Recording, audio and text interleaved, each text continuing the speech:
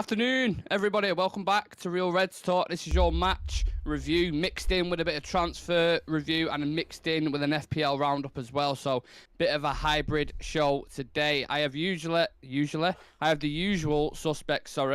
Joining me today, we have Sam. How are you doing?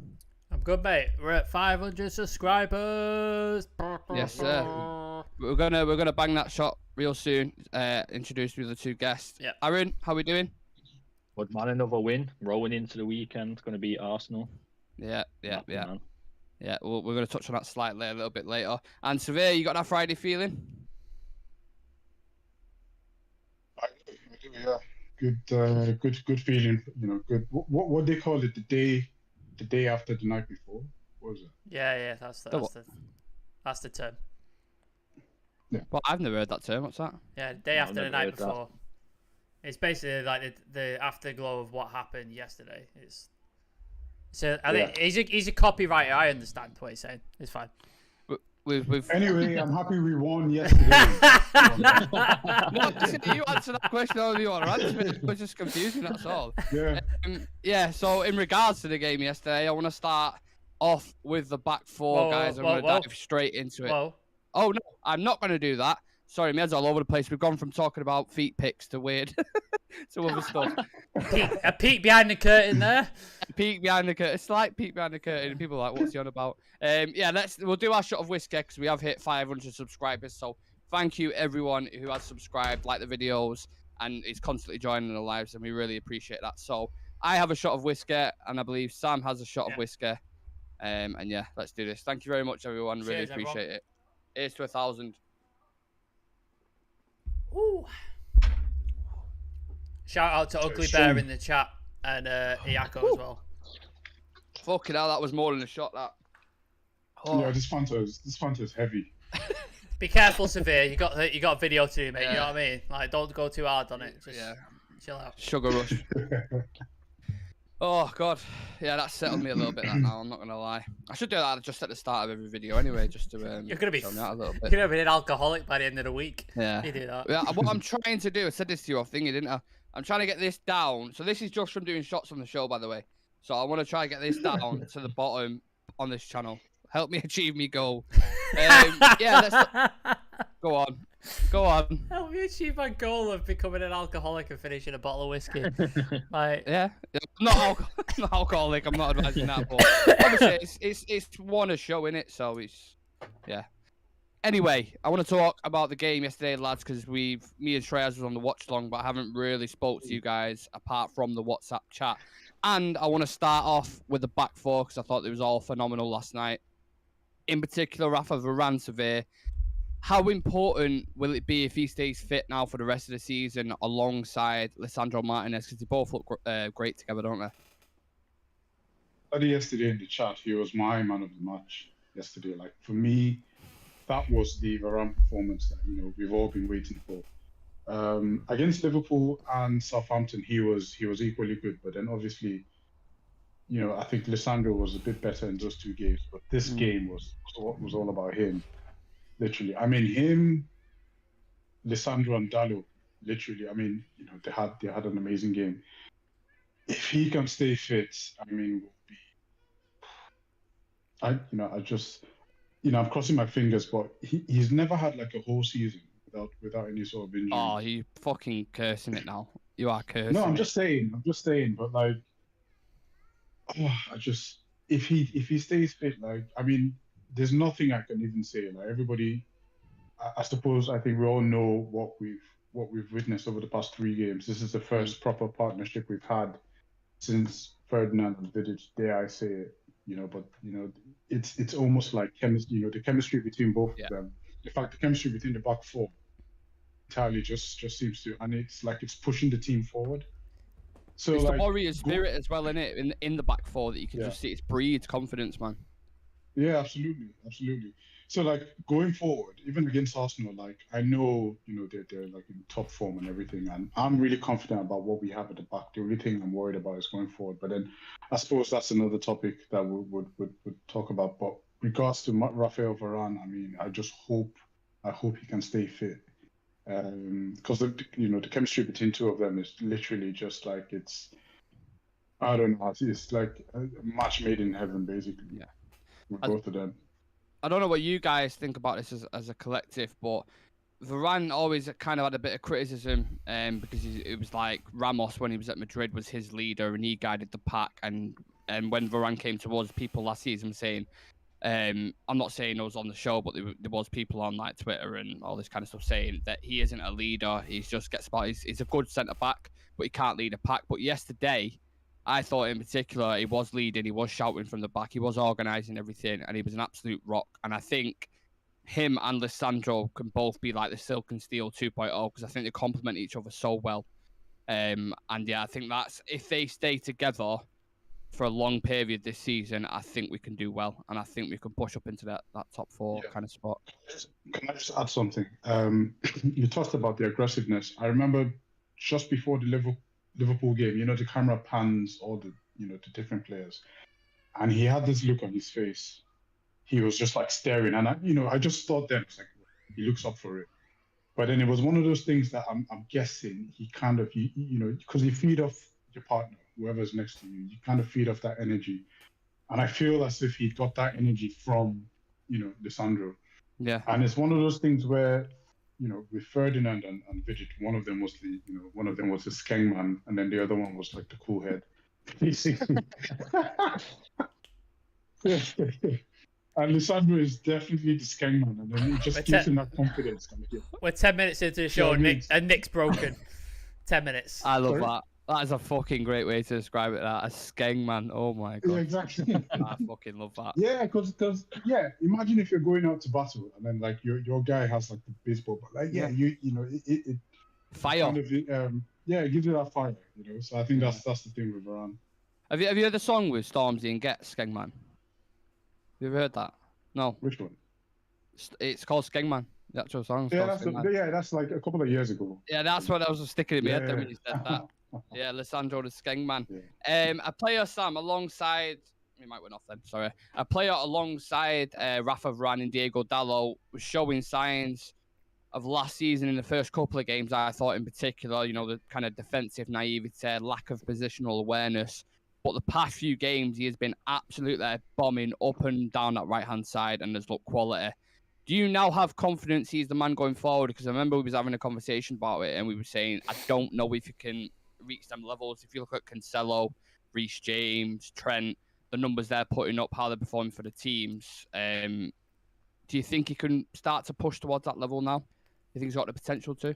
I think what Severe was saying about the sort of chemistry and the confidence when you have people around you. Like you saw it when I remember Dallo sort of slid tackle out, blocked a ball, and they all just started chest bumping each other, shouting each other's faces and stuff like that. And it's like, that's what I want to see.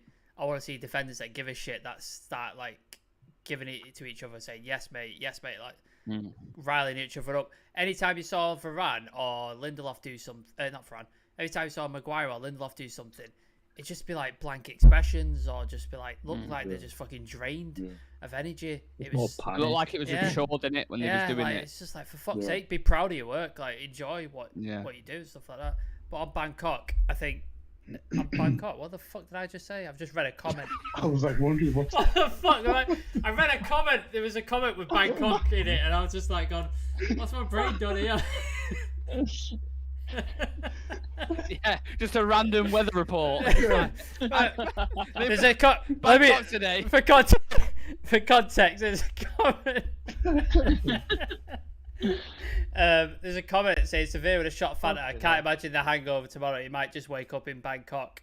So that was what I was reading that in my head, and then my brain just went. Who's that? Was that somebody? No, that's a guy called Iako. So shout out to Iako. I think he's new. I've not seen his name before. But yeah. So that, I was reading that, preparing it to say next, and my brain just went, forget the rest of that sentence and just say Bangkok. That's all you're saying. Dallo, he looked fantastic going forward. I think he looked really good and sort of solid defensively. I would have liked to have got backup in, ideally. I think that would have been good to have somebody to challenge him, because I don't feel Wan-Bissaka is the guy to do it at all. So I would like to have seen a right back come in, but obviously that didn't happen. He's obviously going to get rotated, because I can't imagine he's going to play 40 odd games, is he? So I imagine Wan-Bissaka is going to get an opportunity at some point. So I think as long as Dalot plays in the bigger games, is it still tickling you, Nick? I just thought about Bangkok again. Yeah. Sorry. Yeah. My bad. Continue. But yeah, I think if he plays in important games, that's what it should be going forward. Him, Varane, Martinez, Aaron's gone as well. Aaron's going. No, do you know what? Do you know what? Because you were talking about Harry Maguire and Lindelof, I just got a vision of them two on holiday in Bangkok.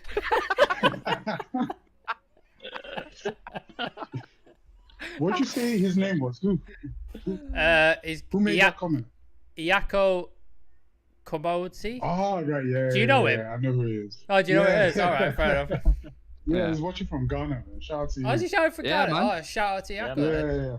Well, thank you for watching from Ghana. Yeah. That's awesome. Ugly Bear also said, I've watched the back of the game, and Varane, if you watch him, he took control of that back line. We saw a Madrid version of Varane. Did. Yeah, Mm. definitely did. Yeah, that was a weird one though, because he always got criticism that he never led the pack, and when Ramos was injured out of the team, the defense seemed kind of wobbly and shaky. But I thought he was definitely organised in that back line last night, and he looked absolutely solid.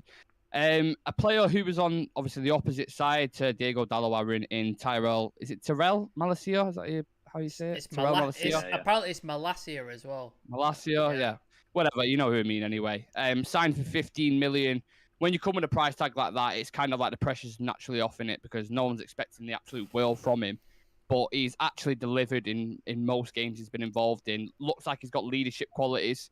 Small dog, but big bark. Like, I absolutely love him as a signing already. But just give me your thoughts on his performance yesterday. Do you know what? I seen a tweet actually saying about Malacia, about he was quietly efficient again. I think that's actually sums him up perfect, man. He just went about his business. I thought he had a good game. I thought he's positive going forward. I don't really see him lost, losing his man or out of position too bad. I just think he's a solid player, and I think for 15 million, it's a steal. Absolutely. Aggressive as Luke well. Shaw, He's so aggressive. I love how aggressive. I feel like Luke Shaw is either like a 4 out of 10 or he's like a 7 out of 10. You know what I mean? There's no in between with him. But like Malacia, even like last night, I'd probably give him a 7. Probably want a standout player, but he didn't put a foot wrong. Easy 7. Sorry, go on. No, I was just gonna say, I agree. 7. He was just a solid performance. If you watch him as well, like he's always switched on. He's always scanning. He's always checking. Yeah. He's always pointing. He's always making sure he's in the right position, make sure the right things happen. He's on it 24 hours a day. Like he just seems he's quick as well, man. Yeah, and he's fast. Like whereas Luke there Shaw, was times against. Sorry, go on. Aaron. There was times like in the past few games where maybe if his man's got a yard on him, but he catches him so fast, he's not out of control or rash. No. He'll fly in, he'll come obviously catch him up at high speed, but he won't lunge in. But Shaw, you'll see Shaw. He'll he's lackadaisical, and he'll just not have the urgency. Like he'll let guys run past him, and then he has to make up the ground.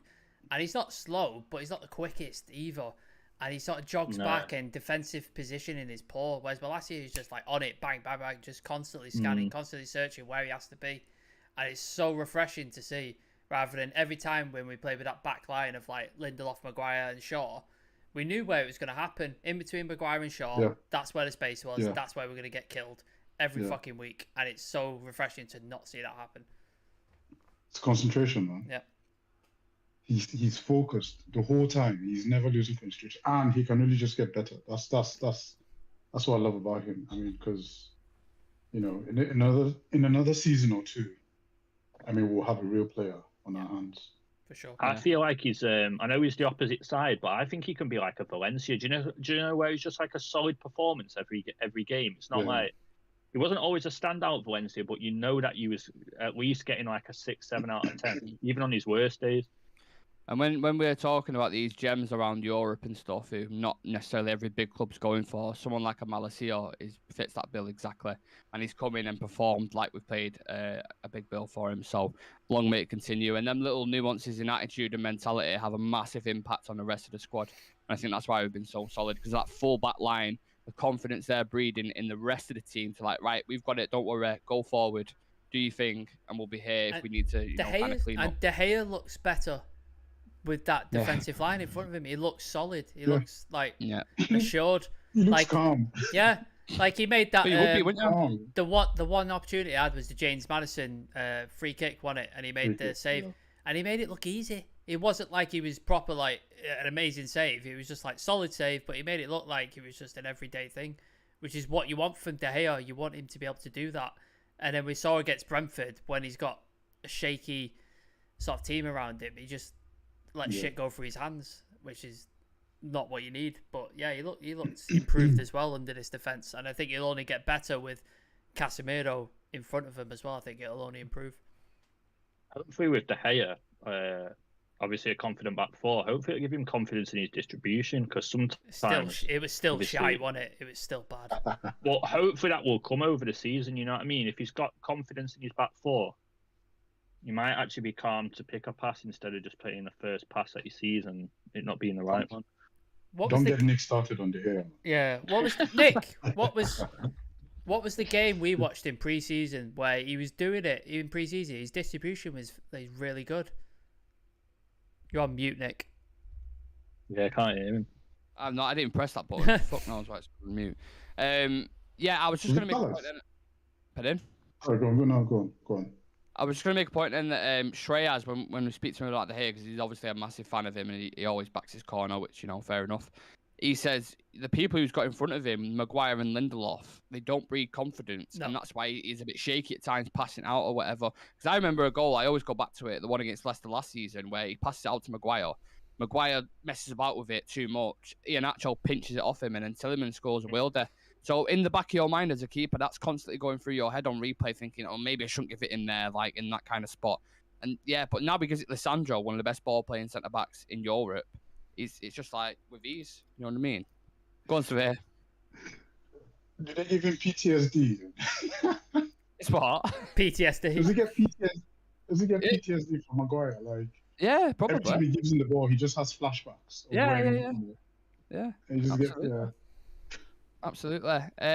Yeah, let's move on to the midfield. We've talked enough about the back line. I want to touch on Christian Eriksen. Surveyor covered more ground than anyone last night. I know he kind of was tailoring off towards the end. It's not something usually you'd associate Christian Eriksen with, which shows his compliment. It was a compliment basically to his off-the-ball work. What did you like about his performance in particular yesterday, and has he been better than you first initially thought when we first signed him? First of all, I didn't even know about that stats. Like, he covered more ground than everyone else. Yep. That is massive. This is a guy who was like literally flattening out in front of the whole dead. world. He was clinically dead. Yeah, literally clinically dead. Yeah. So that's impressive as well. To be honest, I always thought he'd play a more like higher role. Like he'd be more in the 10 than on it. But the way he's actually been able, because when I saw against Brentford, I think when the lineup came out and he was playing the centre with McTominay, like I was worried, I was scared. But the way he's taken to that role is so impressive. I mean, it just shows how diverse his game is. He can play deep, he can move forward, he can play on the wing. I mean, he's just, I was watching the game again today. I was like watching replays. And there were times when he would drop into the back three and play like a quarterback, basically. Yeah. And control the game from the back. So it was him, Malacia, and Varane in like a back three, with the wing backs pushing it forward. And this was even after Thingy came on, Casemiro.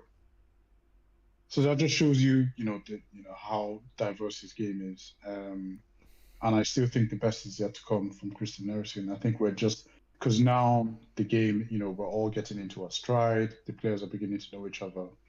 Do you remember that intricate pass? I think it must have been from the back, playing out from the back. When Elanga wins it, gives it to Eriksen, and then he was in the middle of that whole triangle because the ball kept coming back to him. And yeah, I mean, that is a signing. And did we get him for free? Yeah. Massive signing.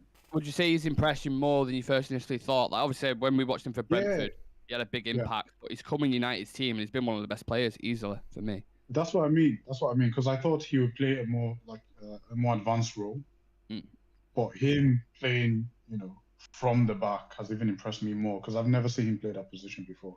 For Tottenham, for Arsenal, for Ajax and Tottenham, he was more involved, taking the ball forward. Yeah. But I love the deeper role he's playing in. He's thriving in that role, and I think he's one of the sure starters. Absolutely. And I think Casemiro is only going to improve that as well. They give him license more to kind of free roam a little bit.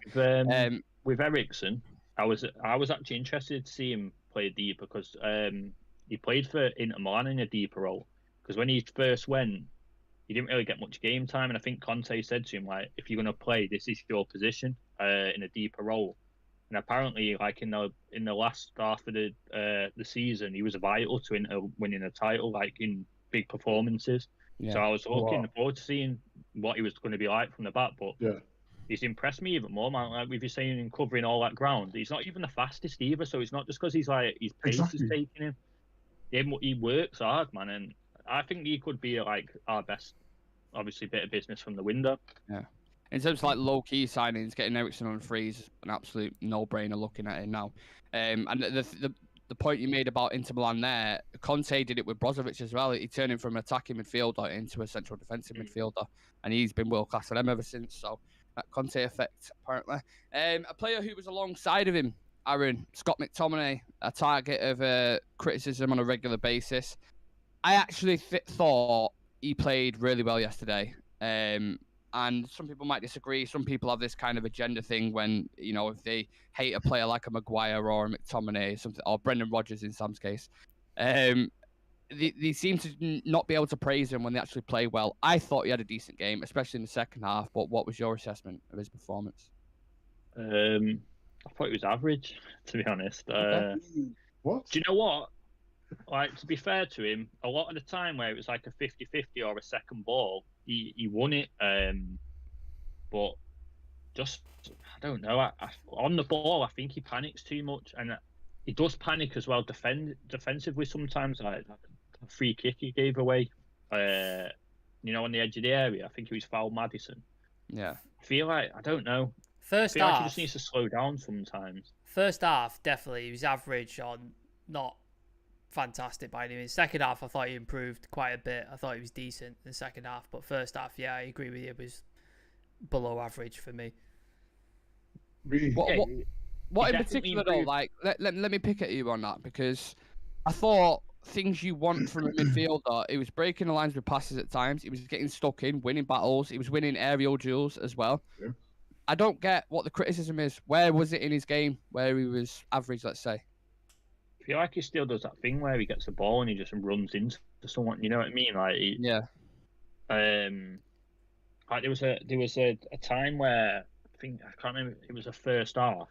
He's picked the ball up and we had a good attacking play, and he's gone to knock it round someone, but he's kind of more ran into him and ran it out of play. And I was just you're just killing the attack there. The main point I thought he was decent yesterday that really stood out to me was just winning the second balls where obviously he'd put a tackle in and the ball would be knocked and they'd both go for it and he'd mop it up again.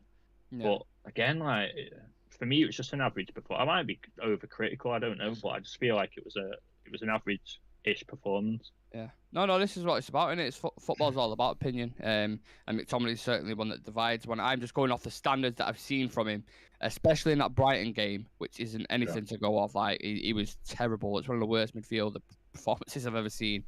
But in comparison to that, I think it was a long way away from that. So, look, I saw a highlight reel of all his touches yesterday, and if I find it, I'll put it in the group so you guys can see what he was amazing. In my opinion, he was okay. I wouldn't say amazing, but he was really good, and I could see that his game is improving with the manager. So, a few things I noticed was his breakup play. He breaks up the play and immediately just gives away the ball. Then I was counting his backward passes. There was once he had the ball and I think he went into default mode and he turned like he was going to pass, and then he kind of remembers and he turns around and then passes it forward. Ten Hag's voice in his brain going, "Don't do it!" Exactly. Yeah. There was once he got the ball and looked back, he was like, "Oh, right, we're not doing that anymore." And then he's passing it forward. And and you could just see his all-round game. Like I was worried about him. If I see him on the starting lineup against Arsenal, I'm not complaining. I mean, he really impressed me yesterday with the timing of some of his tackles. I know we had to make some last-ditch tackles yesterday with Varane and Martinez and the rest of them, but he got a lot of his timing correct. And I love the fact that he wasn't dilly-dallying on the ball. Like he knows what he is now. He's not a ball carrier. He's not trying to. He gets the ball, gives it off. Yeah. I will try and find that reel and I'll send it to you guys. I think I sent one in the WhatsApp this morning. I think it might have not sent, but I'm sure I've seen one on Twitter. It was like a 2-minute, 30-second clip that I watched. You guys know, you guys know how critical I am of McTominay. Like I do not want to see the back of him again. But now I can see what he's learning from the manager. And if I see him against Arsenal, I'm not. Yeah. He's definitely got some cobwebs still that he needs to think it, but he's improving. So long may it continue, and he could be a useful squad player. One of the players that was ahead of him, I'll ask this just as a general to the group, Bruno Fernandes. Again, dividing opinions. I've seen a lot of people like Goldbridge going in on him, and then I saw Howson praising him, and then it was just in the fan base in general, there was mixed views. What did we think of Bruno Fernandes last night? And do we see him getting back to the point he was at, let's say, under Ole, the goals he was scoring and assists? Or do we see him becoming more of like a second part and assistant player now? How do you see it working? I think he's decent when Ronaldo's not in the team. I think he plays better. I think takes on more responsibility. I think he takes on a more confidence when Ronaldo's not in the team. I think when Ronaldo's in the team, it affects his game like quite a lot. So I think when especially now seems like he's made captain, as long as Maguire's not playing, it seems like he's the captain going forward. So I think he plays well when Ronaldo's not in the team, and I think he enjoys having that responsibility and that mantle placed upon him. Because you saw what happened when he came in the January, he hit the ground running, and it was just like it was like he was here the whole time, and he got his Champions League football, just absolutely smashed it. So I think that's the sort of player he is. He's a confidence player.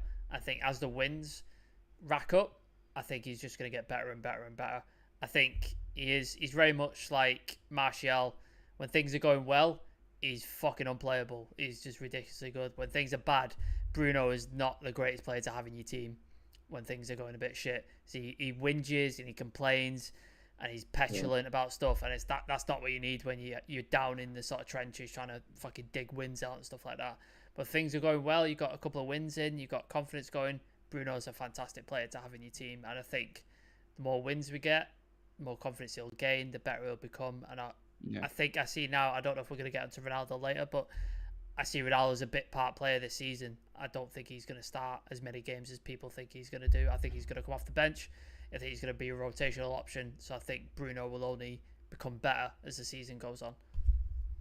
Do you lads, Aaron and Severe, do you buy into that kind of narrative with the Ronaldo thing? Because obviously since Ronaldo came in the first season, his stats went right down. Like everything in terms of creativity, his output with assists, goals, everything went right down. Do you think that's because of Ronaldo in particular, or do you think that's just because of the way the season went? It's a bit of both.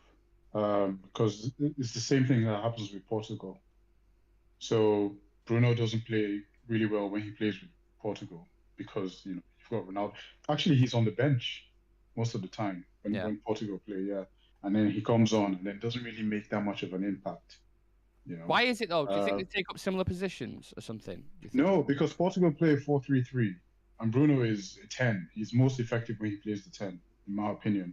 He's not really that good of an 8, or maybe it's just the tactics of, I forgot the manager's name, the Portuguese manager, but he plays him like an 8, but then what happens is, what's his name? Neves plays that a lot better for Portugal than Bruno.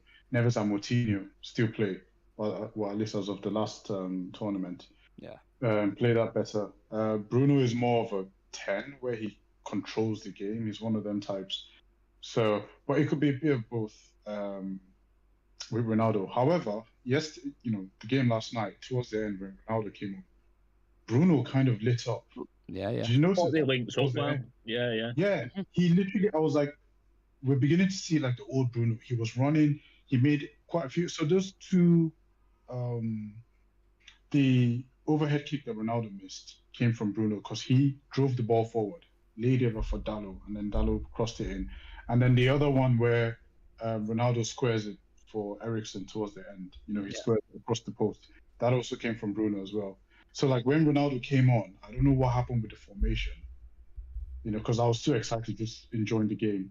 But he kicked on. So there is something there that I think Ten Hag can actually unlock both of them. By the way, but I get the argument. Do you know when he did the overhead kick? I did do a Gary Neville orgasm noise in my flat. Yeah, he did it. I was like, ah! And I was like, oh god.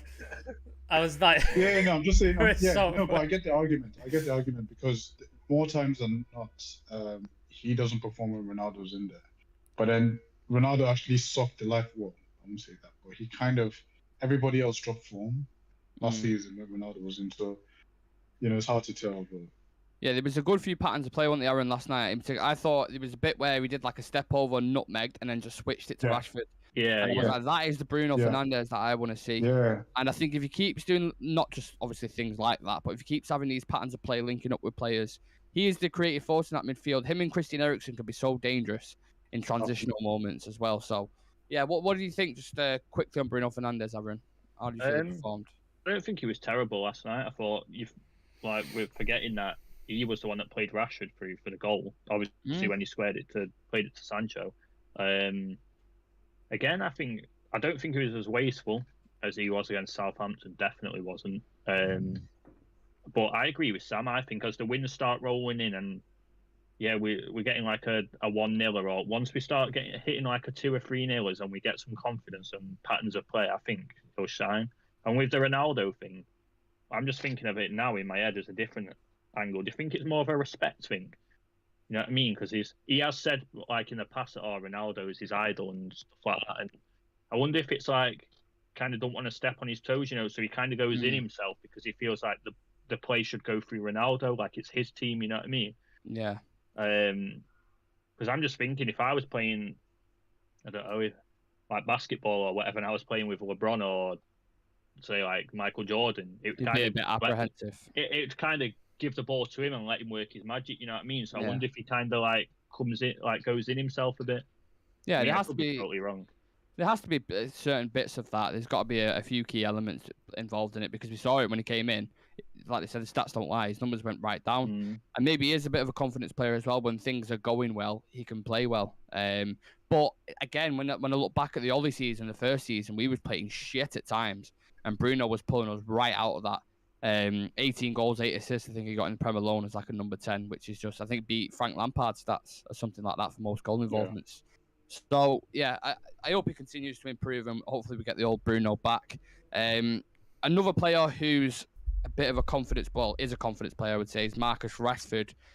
Again, I thought at times he did well. It was a few link-up bits, when he was running in behind, he was dangerous at times, but then he was still, again, cobwebs on him where he was doing things what he was doing under Ollie and Rangnick. I'll ask this again as a general kind of thing. How do we see the dynamic of the attack working going forward? Obviously, I know a lot of people say, well, there's only one way to go. You get Anthony, Sancho, Ronaldo, that's it, done. But it doesn't seem he keeps starting Rashford up top. Whether it's a fitness thing with Ronaldo, I'm not entirely sure. But how do we see the dynamic going forward, and especially for the rest of the season, now the transfer window's shut? Can I go first, just because I probably disagree with everybody else on Rashford, so I'll get mine out of the way. I think Rashford was terrible yesterday. I thought he was awful. Yeah, I agree. I 100% agree. His touch was shocking at times. His runs were pointless. But I don't think he can play in the number 9, the central position. I think it's not his position. I don't think he should be playing there. Why he is playing there is because I think Ten Hag looked at Martial in pre-season and was like, right, this is my guy. I'm going to go with him. He's got injured. And Ronaldo wants out. He's been wanting to leave since June. And so Ten Hag's obviously, I can't put him in because he doesn't want to be here. So what precedent does that set? You put Ronaldo in, he doesn't want to be here. And you've got players like Marcus Rashford, Garnacho, what have you. I can't put Ronaldo in. So he's been forced to put Rashford in that central position because he has no other choice, because obviously we didn't buy a striker, we didn't go out, we didn't even look like we were going for anybody besides that Benjamin Sesko at one point. I think that was the only sort of striker we're linked with. Obviously Arnautovic, but less said about that the better. I think that's what's happened. He's banked on Martial, and Martial's got injured, so he's been forced to play Rashford because he doesn't want to play Ronaldo. I think now Ronaldo is staying, and if Ronaldo maybe changes his attitude and goes, right, I'm going to knuckle down till at least January, maybe beyond. I think if he's here minimum till January, if not the summer next season, he'll probably go. So we've got him for 6 months, maybe a year. So I think if you can integrate him back into the team, I think Ronaldo becomes that second bit part striker. Martial's his main man, and then you got Marcus Rashford as well. But yeah, I thought he was terrible yesterday. His touch was terrible, passing, aside from the Sancho sort of goal and stuff. I thought he was all over the place. Typical Marcus Rashford that we saw. Not as bad as last season, but definitely a lot of elements of what was so frustrating about him last season. And I just think it's his position. I think when he plays on the left, his runs are really effective. I think he's really good. And I think that's his position. That's where he needs to stay. But obviously, because we didn't invest, we're sort of stuck in this position at the minute. So that's kind of how I sum up how I feel about Marcus Rashford. Yeah, I kind of... Sorry, go on. Oh, no. I kind of... Slightly... Come on, go!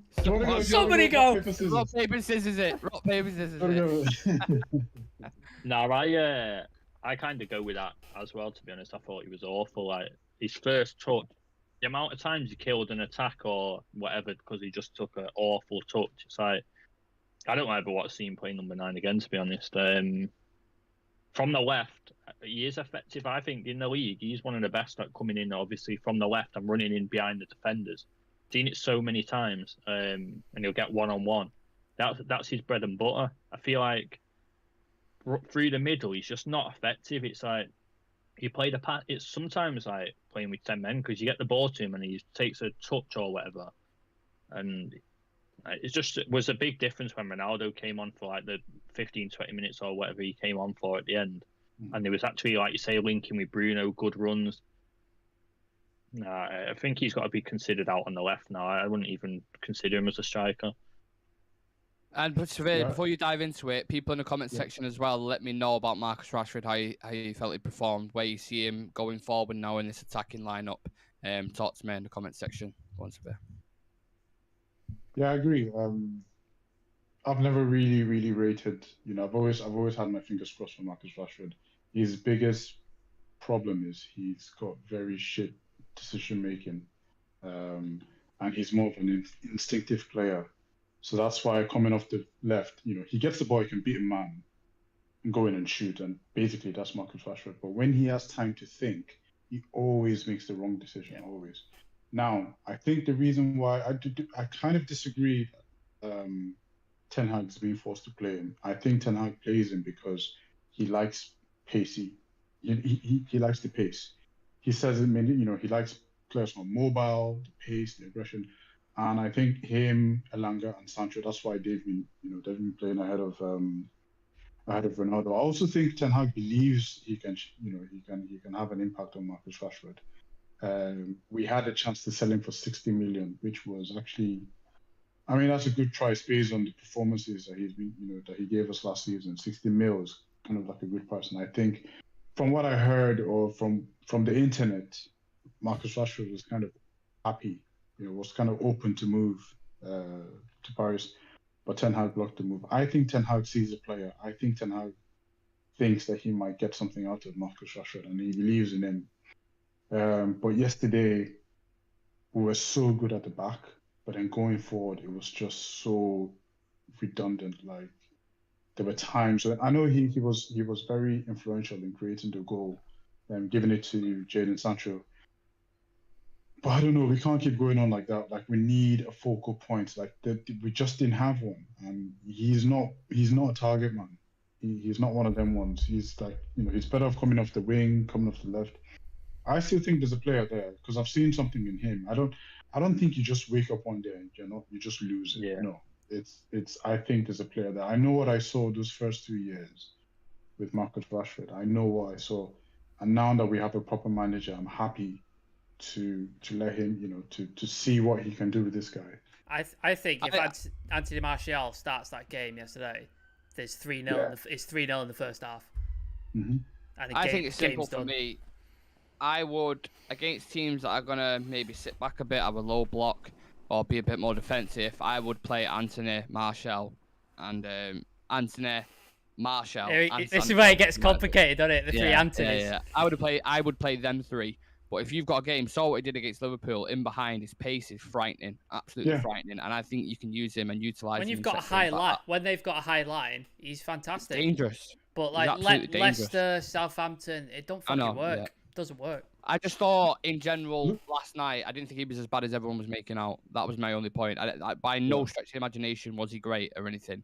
But I just thought I saw bits from him that was positive signs. That was my only point. I think it's I think it's a big season for him, man. Like, if he's awful again all season, do you know what? I really don't want him to turn into a Dele Alli. I really don't, because like you say, there was a player there. That just don't go away. Yeah. I mean, look at the goal against Liverpool. It was literally 2 touches. Yeah. Yeah, just control it and then score. That's instinct, isn't it? He was on instinct. That's instinct. Yeah, that's him. Yeah. He's just a natural. Yeah. He's a natural. Yeah. I hope he improves anyway and continues. He's certainly not as bad as last season, but he's not nowhere near his best at the minute. So hopefully he continues to progress, much like Bruno Fernandes. The last player I wanted to touch on was, are you ready for this? Carlos Enrique, your Jose Francisco Venancio Casemiro, the boy, the man, who came off on the pitch. I thought he looked absolutely class when he came on last night. Everything he did was measured, clean, and it just looked effortless for him. It was like just such a breath of fresh air to see a defensive midfielder who actually knows the role and knows how to play it. How much of an impact do you think he'll make on this team, Severe? And was you impressed with his cameo last night? This is the one position we've been trying to fill since Michael Carrick left. We got Matic, but he's just nowhere near as mobile. Yeah, his legs are biscuits. That's static. Why. Yeah, and then and Matic is very intelligent, but he just doesn't have that aggression that we need. Do you know what I mean? Like we need that, and he wasn't always that shield. You know, because we really needed, the back four needed that shield, that someone there. And Casemiro just came in, and he just did his job. Win the ball, give it off, simple. And a lot of people sort of underestimate how good he is with the ball, in terms of passing. He's really good. One of the first things he did yesterday was when he nicked the ball off, I think it was Tillemans. On his weak foot. Drives down the left, and then just sends that cross in, and I was just like, this is what when we he did need. that, I even had to look and think, was that Casemiro that just played that ball? Honestly, and the way he was moving, because he's a similar complexion to Varane, I was like, he's moving really quick. Because at some point I thought it was Varane, but then it was Casemiro. He blocked the free kick when they won a free kick just in front of the box. Yeah, McTominay gave it away, that one. Yeah, exactly. Yeah, that one. Yeah, and I was shitting myself, man. And it was his block. Literally, it was Casemiro's block. So yeah, he's because it's one of those things where everybody was kind of we've seen big names come to the club and just flop, just come in and just flop. But what we've seen so far has been really impressive. I think he gives confidence to everyone around him, both the people going forward. He came on, and then Bruno and Eriksen moved into a more advanced role.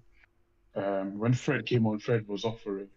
Yeah. And he gives confidence to the people behind him. Even McTominay looked decent as well next to him. So yeah, I think we underestimate how much he brings to this team.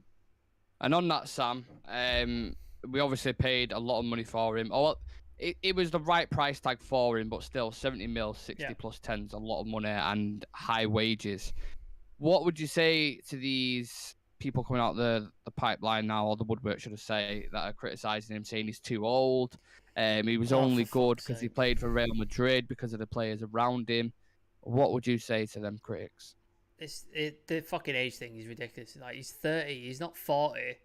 He's fucking 30 years old, man. He's in his prime. 30 years old is a prime for a fucking midfielder. This is Van Persie at the same age. It's the typical United rhetoric. It's like, oh, United bought a player, let's find something to just pick on that we can sort of thing. Lisandro Martinez is height. Eriksen, because he was on a free. Should United be paying from Brentford? Casemiro's his age. I'm sure they're gonna pick on Anthony for his price tag. Like there's always something. Like it's just fucking. It is what it is when it's United buying players. I think he's worth every single penny that we pay for him. I think he is world class above any. Like I don't think there's many defensive midfielders who are better than this guy. Like it's a small group if there is. Like Fernandinho at his peak maybe, and Fabinho maybe. Like there's not many that are better than this guy. So all Brazilian as well. Exactly. I think he's fantastic. So if we had to pay 60, 70 mil for him, so be it. We've been so desperate for a defensive midfielder of that quality. We've probably added up all the money we should have spent over the years on fucking midfielders and just put it in a pot and chucked it at him because God knows how long we've wanted this and how long we've needed it. So, yeah, the money doesn't matter to me for him because you've seen his quality. Let me ask you this. How good he is. Let me ask you this. Would you rather pay 150 for Declan Rice? No. Or 70 for Casemiro? Exactly. It's fucking easy, isn't it? It's an easy fucking equation. Exactly.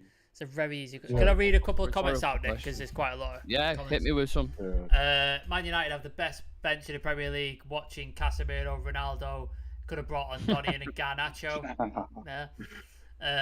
We have to start thinking of future beyond Bruno Fernandes. Wow, Man United should aim to sell him next season. Ugly Bear, not a fan of Bruno Fernandes. That is harsh, but.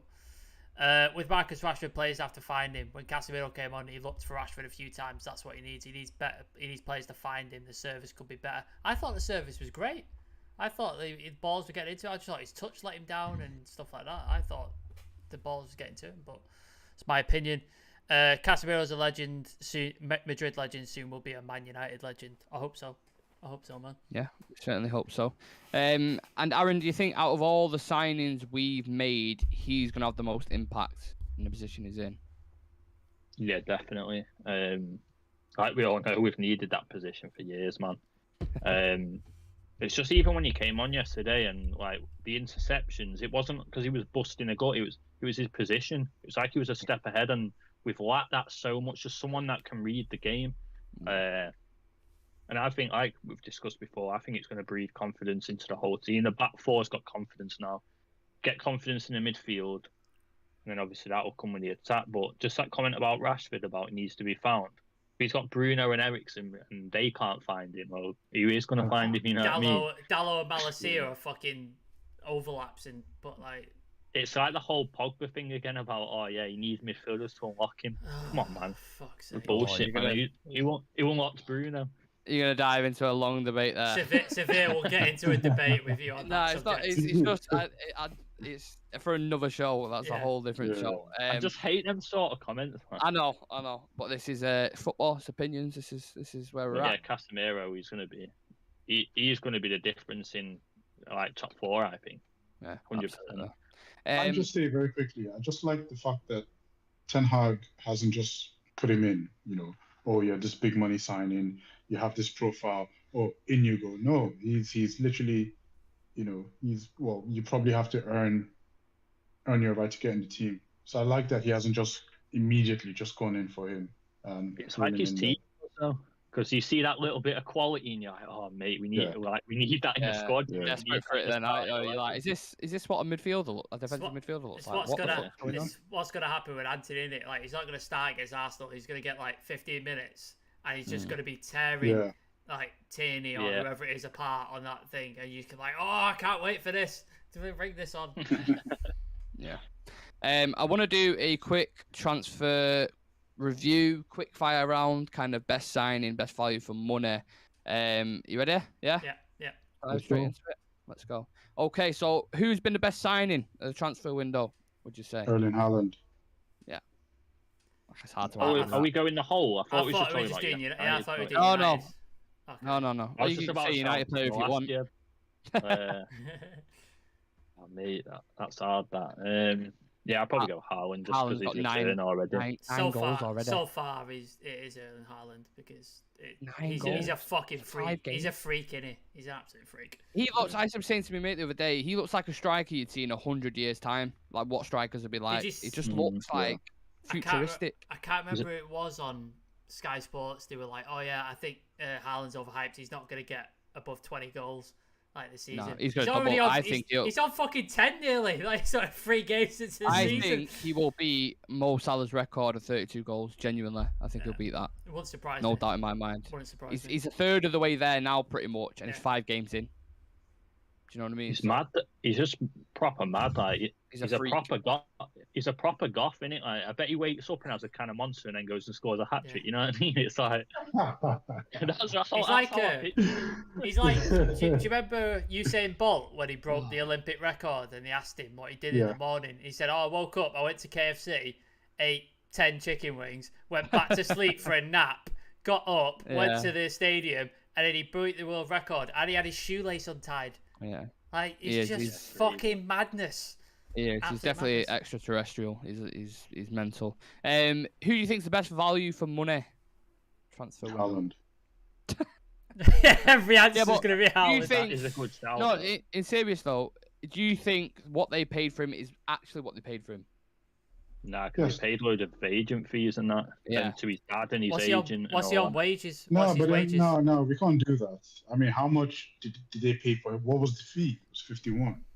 So you're just looking That's at it like yeah, it was I just. mean, come on, are we going to start counting people's wages? No, because I think it's different with Haaland.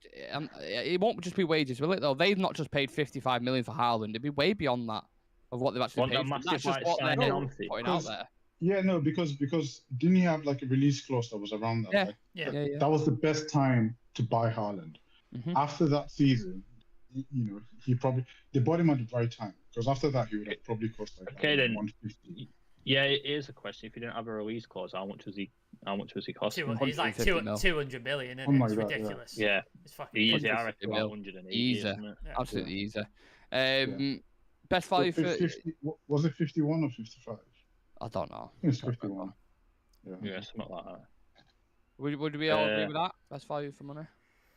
Nah, Christian Eriksen. Oh. Just because he's a I think free man, I'm sticking to that. United fan through and through. Sam. I want to say Martinez, but yeah, I'd have to say Haaland, I think. Okay. Worst signing, big names. So obviously we've all got ones that have gone to like, I don't know, the Japanese league or whatever. Uruguay But and a Andy big- Carroll. A big name who you think, no, not going to work. Uruguay and Andy Carroll. I don't think he scores more than. Darwin Núñez. Yeah, I don't think he scores more than 15 goals. Really? Yeah. I thought he was impressive in the first couple of games when he played. Yeah, but he then I think he was he cool. then I he think- then he headbutted fucking who was it? The Crystal Palace player. Or let's say someone who's paid money for and they're not worth that, because obviously Darwin Núñez was 80 plus 20 mil, wasn't it? Yeah. In what Liverpool are paying. How much did they pay for? Fofana, I don't know if he's Yeah, going to. Cucurella as well. He's not worth 70 million, is he? I think they've well overpaid for Fofana. And Yeah, I was Cucurella gonna as well. say- So. I was going to say Cucurella, but then didn't Nottingham Forest paid Yeah, Gibbs 40 White. That million was a for some stinker guy as well. called That Gibbs was a White. stinker. Some Oh, guy. Some guy. Disrespect. The disrespect. Survey's list is Mitrovic, Gibbs White. He's just fucking. Yeah. I've seen him once come off like, and I don't know, just for some reason when I saw him once, I just remembered him from there. I was like, that guy was like 45 million or something. Is it because he played for Arsenal, Survey? Is that what it is? I had no idea he played for Yeah, he Arsenal. I played. just thought he came from for Wolves. the Arsenal. No, academy. you're thinking of Gibbs, Sam. You're thinking No, of the he left came back. Gibbs White as well. I think he came from. Oh. Arsenal. I think you're thinking of the left back there. I'm gonna just throw it out there. I think it'll be whoever signs Dele. Is it Besiktas who've got Dele Alli on loan? Yes. Gonna flop there as well. Bless him. Who do you think's done the best business in the market? Well, Forest have bought basically an all new squad. Yeah, but you 17 don't players they've know got if on there. 21 players. Is it? Yeah, Fucking 21 hell. players. I've seen a picture on Twitter Wow. before about the new team bus, and it was like a triple decker. They're gonna be the next QPR then. Do you remember when QPR came up and they just spent so much money Oh, mate. on all the I players and then just went, "Ooh." Blackburn did it Yeah. as well, didn't they? When they got those Yeah. the Indian investors, they spent a shit ton of money. Yeah. I think Um, I think we've done really good business, and the only reason why I say that is because we've addressed Yeah. our issues. So that's the only reason I say that. So like we know if we start from the goalkeeper, we know that Eric Ten Hag likes to play from the back. We've got a goalkeeper that can do that. That's really good with his feet. We needed a new centre back, a left-footed centre back. He's got that. We needed an aggressive left back. We got that. We needed defensive midfielder, a world-class defensive midfielder. We haven't just gone and got some random sideman from somewhere. We've actually gone and got like a world-class, one of the best in the world. Carlos Enrique, Jose Francisco, Vinicio Casemiro. See what we've got. Exactly. Do you know his Then name? we went and got His name is spelt wrong as well. You know that. So What? So it's meant to be I instead of the E. So in Casemiro. Oh, it's Casemiro. Yeah, so apparently when they were registering him as a player at some team or something like that, doing his shirt and everything, they spelled it with an E, and he liked it, so he just was like, I'll just go with that. Just kept with it. So he's Casemiro actually was in the same academy as Anthony, Sao Paulo. Yeah. Both came from the same academy. Really? Yeah, so bit of linkage. So yeah, so we've addressed all that, and then we've got Christian Eriksen for free, and then we got what's his name, Anthony to come in from the right. I think we've done pretty well in our window. I would have also gone for maybe like Arsenal, but they just needed to get just that. Yeah. You know, that's the thing about Arsenal. They needed a midfielder. Yeah, Arsenal, they've always been a nearly team. Like, wow, just nearly there. Just need one more. Spurs. Otherwise, Spurs have done pretty well. Yeah, I Spurs think. is a good shout. I think they've done all right, but I think their window was overrated. No, but he's Conte, so he's got the players he wants. And you know what Conte does with teams? He just fucking they're going like straight to the fucking top, and that's what he does. He's got the players he wants. So the one thing about our window, kind of like Severe said, it's like the main thing is every single player we've signed is an improvement in what we've got. You know what I mean? It's not been a player that you don't know if they'll get in the squad. They're straight they in the should team. Eventually all be. They're straight in the first team, aren't they? Like literally every single one starts. Like not one of them doesn't start. Yeah, definitely. Right, we're a little bit pushed for time, so quick fire, just boom, fire them at me. Worst flop in transfer history. Jesus. Andy Carroll. Which time? I'm gonna throw mine in there. I'll say Fernando Torres when he went to Chelsea. Veron. Yes. Nah, Torres not. I was gonna say Sanchez, but we didn't pay anything for him, so. That's what I'm thinking, fee included as well. Shevchenko was another one as well who flopped at Chelsea. I was so good. But Torres. So good. No, but Torres, like the difference. All off. See, I think Andy Carroll, because he was filling Liverpool Torres shoes, you know what I mean? That's who was coming in. Yeah. Liverpool fans were like, what? Who are you signing? And they're like, yeah, we've sold Torres, but don't worry about it. We've got Andy Carroll. And they're like, oh, okay, Terrible. all right. And then Ricky Lambert, and then, another question. Will United sign De Jong next summer? For fuck's sake. Remember, I'm not doing it. I'm not doing another year of this. I'm not doing it. He's coming. He's coming. Jesus I'll place Christ. another bet next summer. He's fucking coming. Fucking hell. Like we had much with the Sancho saga. Again, remember, yes or no answers if you can. No. Next summer, we'll be signing. God, no. Please, no. Severe, I'm relying on you here, mate. Honestly, I can't give you a yes or no because I don't know what's going to happen with Barcelona. I don't know. Is he going to get paid? Who knows? Like it's all about the payment. It's all about if he gets his money, then he's gone. I think we will. I think we'll be able to factor in his wages and then just add that as part of the transfer. I don't care anymore. And then pay that. I don't They care. want to hear his name. But I tell you what. Just... I'll tell you what. Laporta always wins. Yep. He's always going to win. Yeah. And I'll tell you what. Laporta's a waste man. That's what Laporta is. An absolute waste man. Yeah, he's a gangster, man. He's always going to win. He's not going to forget this. And De Jong is going to get battered up, man. I'm telling you. If I ever saw that Laporta, I'd put a 20 bag of weed in his pocket and let me mate beat him up. Look at Frankie De Jong to play centre back next this coming season and sit on the fucking bench. Right. Oh. Yeah. The last question I've got, is there any kind of astute signings that have gone under the radar that you've looked at and thought, ooh, maybe a Dan James to Fulham? That was a joke. That was a joke, by the way. maybe one that's gone under the radar that you saw and you think not bad signing that. I probably would have took him. Jesus at Arsenal. That's a good signing. Yeah, that wasn't really under the radar though. No, but like everybody was like Jesus, like, oh, you're buying City's bench warmers, but he's fucking. Already. He's done it. I think Zinchenko to Arsenal is a big one. I hate that guy, man. I hate that guy. Who's Zinchenko?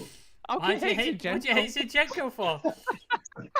I bet you know you've got a valid reason. No, I bet it's it's just his hate haircut. him. Yeah. No, How do you hate? I do, but people are gonna kick off with me, so I ain't. No, but how, Guys always crying, man. Guys always crying. His country's getting bombed by the Russians, mate. Bro, like, come on, give some country, compassion. Be compassionate to the guy. The guy spent half of last season just crying, man. His fucking country's getting bombed to bits by a psychopath. Like, fucks. Who bombed this country? Aaron, Right. Aaron, you're fucking heartless, man. This is why I didn't want to say anything. Listen, heartless. as Adam would say, I'm gonna nip it in the butt. We're not gonna get into this discussion. We're not gonna do news night. We're not doing it. I want to do the FPL roundup very quickly, and then we can discuss fucking Zinchenko. Can we clip that bit up and put it on Instagram? Yeah, don't worry about it. I'm on it. Don't worry. So, I actually haven't had a look. No, don't do that. Absolutely do not do that. No. He's gonna get me cancelled. What? Do you want Adam to lose his job? Yeah. Like, yeah. Oh, fucking hell. Alright, go on. FPL roundup. Can I please do the FPL? Yeah. Right, okay. So, I actually haven't had a look at these. I thought it'd be a bit more of a surprising element. I want to know who currently. Oh, I know exactly. Top. I know exactly where I am. Oh, of course you do. Of course you do. I know where you are. Severe. I'm talking in the actual Coming for you, mate. league. Fucking coming. We're going to get into ours very shortly. I just want to check the league. I'm actually down to 50th now. Oh, no, we've got a number. So, Midlife Chuck's been at the top for a couple of weeks. It's now Shalom KFC. Let's see who he had. Let's have a look. He had Cancelo, Mitrovic, Haaland as captain, Martinelli as well. Nice. Oh, he had Henderson in that, which is a bit. Ugh. Yeah, it's a bit So weird. yeah, I imagine a lot of people are going to have Haaland. Some people had triple captained him as well. So yeah, shout out to Shalom KFC. You're currently at the top. It's not KFC as in the food chain. There's a space in between it. So he's top four. We've got Inum Peru Vicala, another mental name. He had, let's take a look, Martinelli, Mo Salah, Jesus, Haaland, Cancelo, Andreas Pereira. Andreas Pereira seems to be getting a lot of points, doesn't he? He's playing well for Fulham. Yeah, he's doing well. Every week he's getting like an assist or something. He's the signing. Actually, he's the signing that went under the radar. I'm saying it now. Does Pereira still think pre-season's happening? That's why he's still playing well. He still thinks it's pre-season. He's just like, fucking, come on. Yeah, then we have who I mentioned before previously, Midlife Chuck, who was number one, but he's now gone down to third. He's 7 points behind Shalom KFC. And then we have Mihoon, which is a bit of a mad name as well. So we got Mihoon, who's got, let's have a look, Martinelli again, Jesus, he had Williams for Liverpool, bit of a strange one, Andreas Pereira. You know when you see them signings, sometimes you just look at it and you think they just threw him in there. They look at like the cheapest player ever on the thing. Yeah, they ran out of money. They ran out of money, didn't they? Definitely right. That stinks of running out of money. That. And then let's have a look at where the lads at. So, who's top out of the lads? Severe, I think. It's still Severe. But he's 1 point. Look at One point. Confidence. 1 point behind, mate. 1 point. Hey, you take it. How? What is? You just talk to me about your team name, Severe.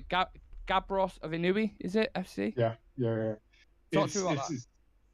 It's a football team in Nigeria, and I've always found the name funny. Okay. I always found the name funny, so yeah, so it's kind of like a joke thing, but yeah. Okay. So let's have a look at Severe ad. Cancelo again, Salah, Haaland, usual suspect. Dallo. You actually had Dallo as well. Fair play to you. Yeah, from the start of the season, like when I watched pre-season, I knew that Dallo was going to be very influential in attack. Yeah. So I was a massive fan of him, wasn't he? Yeah, and then he cost like what, 4 point something. Yeah. And then just behind yourself is we've got Jay Daly from United Stand. Big up Jay Daly. And then we have Sam, who actually got 87 points this week. Talk to me, Sam. Do you know who you had in? Haaland. I think he got me a shit ton of points. Captain. By the way, can I say the guy above me he's got Fish North United. That is. I like that. It's a bizarre team. I like name, it. that. Anyway. We're doing it for the North. Yeah. I'm a fan. Yeah, Haaland got me some points.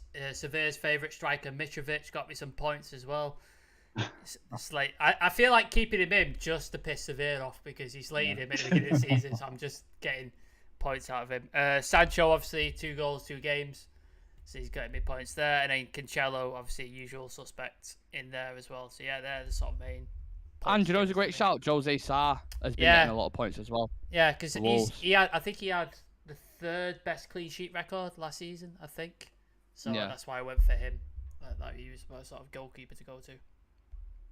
Yeah. So you had 93 points last week. So. 87. No, last week. The week. Yeah. I need to start watching you, man. I'm taking your spot, mate. I'm taking your spot. It's happening. Nah, Can you safely say now, Sam, you took, like, because you used to say you never put Liverpool players in there or City players in there. Have we brushed that aside now and you're like, fuck it, we're just going for the points? Well, I've still not got any Liverpool players in there.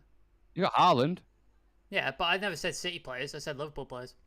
Just so you'll never have a Liverpool player.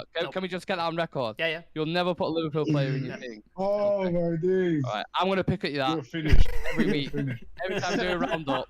As soon as you put one fucking Liverpool player in there, I am. Do you know what? I might put one. I might put one in just to fuck with you now. I might transfer one in just to mess with you. Salah stinks of Salah going in next week. I'm not putting Salah in. I'm not putting Salah. If I was gonna put someone in, I'd put someone like Trent or something like that. I'd put someone like that in. Aaron, are you in the league? I think Aaron's Hello? gone. Is it close? It's either a really long pause. He's really thinking about it really hard. Yeah. No. So it's just us three. Apparently not. He's not a fan of the league. Tickled right, to let's see that. who's next. Yeah, it has a little bit on it. Who's next? Dan's gone right down. Did you remember how fuming Dan was? Oh yeah. About that, Who was it now? Who was he talking about as his captain? Was it or something?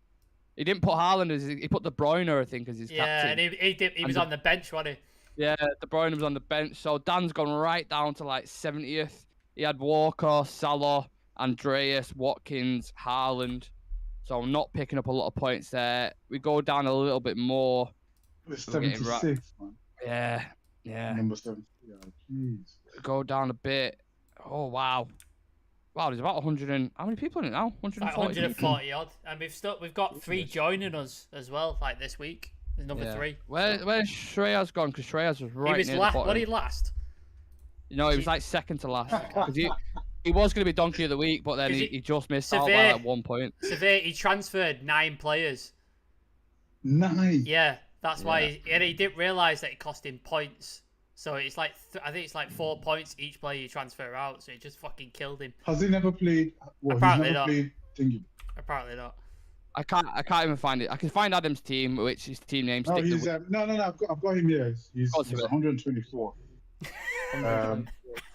Oh yeah, teamless, 42 points. 42 points. Yeah, that is heavy. So Shreyas, you need to pick your shit up, mate. And we've got Adam as well, who's where was it? I've just seen him then. 70th or around 70th he is with a team name Stick the William. Love that name. I love that name. Jesus and Severe Sancho. likes that name. It is. And then finally we get on to Donkey of the Week. We've got a new Donkey of the Week. It is Azanio Spears. But again, I think this is his first week, so it's hard to kind of go with someone. Should not go with Jeffrey Dodo because he's actually in Jeffrey Dodo. Where's Jeffrey Dodo at? 129th. Because he was Jeffrey actually Dodo he was with here. non-stop. He was here before the last week, wasn't he? So. Okay. He actually had, though, to be fair, 40 points isn't great. The average was 62. Yeah. So with Martinelli again, Jesus, a lot of people with Arsenal players. He had Alvarez on the bench as well. He got a couple of goals, didn't he, for City? Mm-hmm. So fair play. Apologies. We'll do 2 donkeys of the week. Sorry, Azania Space. I know you only just joined, but hopefully you improve on the points next week and you go up the table. And non-stop as well, Jeffrey Dodo. You are donkey of the week. So get yourselves out of that position. Actually, whoever mate, comes, loving it. He's on the rise. Archibald's on the rise. Yeah, he was donkey of the week for 2 weeks, but he's gone up now. So remember, whoever wins it, whoever comes first by the end of the season gets a retro jersey. So just a reminder for you lot there. And Can you then imagine how underwhelming he must have felt, like this guy, because he's got Mitrovic who scored. Yes, Mitrovic scored. And then Jesus scores, like, come on. And then yes. Martinelli scored, and he's like, yes. And then De Yeah. Bruyne gets 2, Luis gets 2, and then it's just. Last downhill but from not there. least, lads, fixtures this weekend. Again, very quickly, I'll quick fire through them. Just let me know what you think's going to the result wise. Everton versus Liverpool, Merseyside derby. How do we see it going? Everton are getting smashed, aren't Don't they? care. Do you think they're getting really. smashed? Okay, so they don't care. 3 o'clock kickoffs. Okay. Brentford Leeds. It's got Which way? It's got draw all over it, hasn't it? Draw. Chelsea West Ham. Chelsea in bad form at the minute, aren't they? Got beat by Southampton. So Yeah, West Ham are as Yeah, well. West Ham's bad. West Drew Ham with is- Spurs on the weekend. West Ham were bottom sorry. of West Ham were the bottom of the table up until last week. Yeah. Ah, come on, David Moyes. Come on, West Ham. Let's go. Okay. Newcastle Palace. Could be Tough game interesting again. game. That could be interesting game. Yeah. Newcastle. Zaha and Eze looking really good on that transition. Newcastle. that'll be a draw. I'll go with Newcastle. I think. Yeah. Forest and Bournemouth, battle of the bottom. Who's going down? Oh, Forest are 6 smashing point. Bournemouth, aren't they? Not think? Forest, man. Yeah, Forest, Bournemouth. okay. Bournemouth are already Spurs- relegated. They're fucking done. I actually think this is another good game. Spurs and Fulham. Because Fulham have been punching above the weight. Who's They've been home? doing all right. Who's playing home? Spurs. Spurs. Yeah, I'm gonna go Spurs, man. Sam? I'd love it if Mitrovic scores a winner. That'd be great, wouldn't it? Just watch Yeah. Severe's watch along reaction as Mitrovic scores a winner. Nah, but I told you guys to get Mitrovic, man. I told you. You also He's slated. killing- he's doing all right at the minute. You also slated him at the same I said time. so. At the very start. Yeah. It was literally at the very start, wasn't it? Yeah. Spurs. I think Spurs win. Wolves, Southampton. Another game that could be Draw. a fucking draw. I think Draw there's going to be a all lot of over it. draws this weekend, mate. That's a 1-1 honestly. draw if I've ever seen one. Yeah. Surveyor, don't care on that one either? No. No, okay. Aston Villa versus City. City are smashing him and Gerrard's Oh, getting City. sacked. Gerrard's getting sacked. Yeah. It's happening. That will be the game, I think. He Yeah. gets sacked. Another game where Rodgers could get sacked. The Leicester team we've just beat playing Brighton, and Brighton are at home. Yeah, Brighton for sure. Yeah. Yeah. And then I'm last gonna go Brighton. but not least, the big boy game. The highlight of Seville's year. Man United versus Arsenal. What do we think? Obviously, we've got a preview for it tomorrow, but this is not a score prediction. It's just whether we're going to win, draw, or lose. Are we feeling positive? I Or feel are we quite feeling positive because they have a few injuries, and I think that's the thing about Arsenal. Like whenever if the team right now, Partey is in there and it's going to be Lokonga, and then I think Odegaard got injured in the last game as well. So they're missing a few players. I think we can do. Zinchenko's a doubt as well, isn't he? He was out as well. Zinchenko's a So. doubt, yeah. Ugly Bear I'm saying gonna go 8. United. Ugly Bear saying 8-2 to Man United. I remember that score. I was at Old Trafford for that game. I was at Old Trafford for it. What a fucking game that was. What do we think? Have you just? We've just been talking about Yeah, it, but you haven't been paying I said attention. United. No. I was looking at the fucking. If I finish all the fixtures, but do you think a win? I think, like Severe said, if they've got injuries like left, right, and centre, and I think if we play with Casemiro and maybe get Anthony in, I think we could definitely beat him. And I said Ugly Bear said in the chat that we're going to beat him 8-2. And I was saying, I remember that game because it was at Old Trafford. So, This is a dog, man. He's yeah. But a dog, man. Lissandro versus Jesus could be an interesting battle. There's going to be a red card or a penalty somewhere. I agree. in this game. I agree. Yeah. Absolutely. And I think we're going to draw. That is the fixtures roundup. That is the FPL roundup complete. That is a lot of stuff we've been through there. So thank you for joining me, lads. Thank you to everybody watching. Please subscribe. Like we said at the start of the channel, we hit over 500 now. So we're pushing for 1,000. That'd be absolutely fucking insane. And I will do something mental as soon as we hit that. So subscriber mark. So yeah, thank you everyone for watching again. And we'll see you in the next one, guys, for the Look preview out. tomorrow. Look out for the photo and / video of Nick handing over the bottle of whiskey because obviously he lost. And he owes me a bottle of whiskey because Frankie de Jong did not join Manchester United. So look out for that. And when we get to 1,000 subs, Nick is going to open an OnlyFans page. Yes. Yeah. He's gonna do I some. don't think anyone's going to subscribe. He's but- gonna do some feet pics. If you want your feet pics, Yeah. get it subscribed, man. You don't want fucking pictures of my feet, so that's free. Anyway, we're heading off. Everyone have a lovely weekend. We'll see you in a Yeah. bit. See you later, guys.